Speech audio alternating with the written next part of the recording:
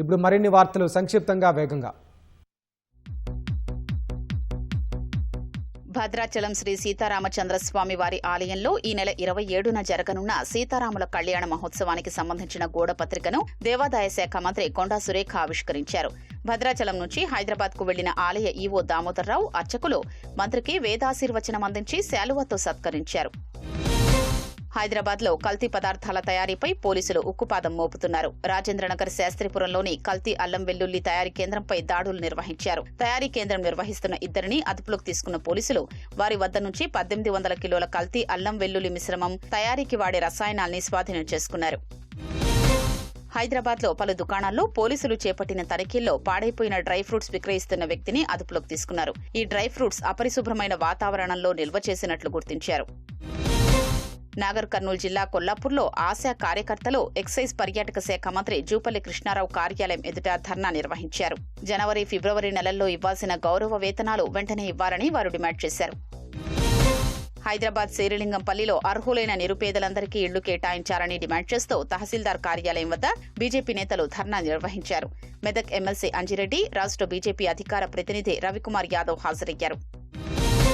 Professor Jayashankar వ్యవసాయ విశ్వవిద్యాలయంలో stipend కోసం చేపట్టిన ధర్నాను వీసీ అల్దాజ్ జానయ్య హామీతో విద్యార్థులు విరమించారు. స్టైఫండ్ పెంపు, ఇతరత్ర విషయాల్ని వ్యవసాయ శాఖ మంత్రి తుమ్మల నాగేశ్వరరావు దృష్టికి తీసుకెళ్లినట్లు జానయ్య తెలిపారు.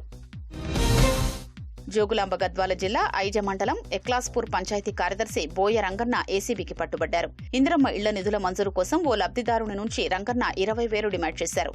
ఎంపీడీఓ కార్యాలయంలో 15,000 లంచం తీసుకుంటూ ఏసీబీ వలకు చిక్కారు. వరంగల్ కాకతీయ యూనివర్సిటీ క్యాంపస్లో ఎమ్మెల్సీ తీన్మార్ మల్లన్న పర్యటించారు. ప్రత్యేక ముఖాముఖి కార్యక్రమంలో పాల్గొన్న ఆయన యూనివర్సిటీలో నెలకొన్న పలు సమస్యలపై విద్యార్థులతో విస్తృతంగా చర్చించారు. 2027 జూలైలో భద్రాచలంలో జరగనున్న గోదావరి పుష్కరాల నేపథ్యంలో ప్రజా ప్రతినిధులు, అధికారులు ముందస్తుగా అంతర్గత సమావేశం నిర్వహించారు. కొత్తగా గోదావరి పుష్కర ఘాట్లు, రోడ్ల అభివృద్ధి, పుష్కరాలకొచ్చే భక్తులకు అవసరమైన ఇతర మౌలిక సదుపాయాలపై చర్చించారు. నిజామాబాద్ జిల్లా ఇందల్వాయి మండలం గన్నారం వద్ద జాతీయ రహదారిపై గురువారం రాత్రి జరిగిన బస్సు ప్రమాద స్థలాన్ని పలువురు అధికారులు పరిశీలించారు. ఈ క్రమంలో బస్సులో రామచిలుక పెట్టెను గమనించి బయటకు తీశారు. సుమారు 60 రామచిలుకల్ని కుక్కినట్లుగా ఉంచడంతో ఊపిరాడక 8 చిలుకలు మృతి చెందాయి. మిగిలిన చిలుకల్ని బయటకు తీసిన అధికారులు వాటిని అటవీ ప్రాంతంలో వదిలిపెట్టారు.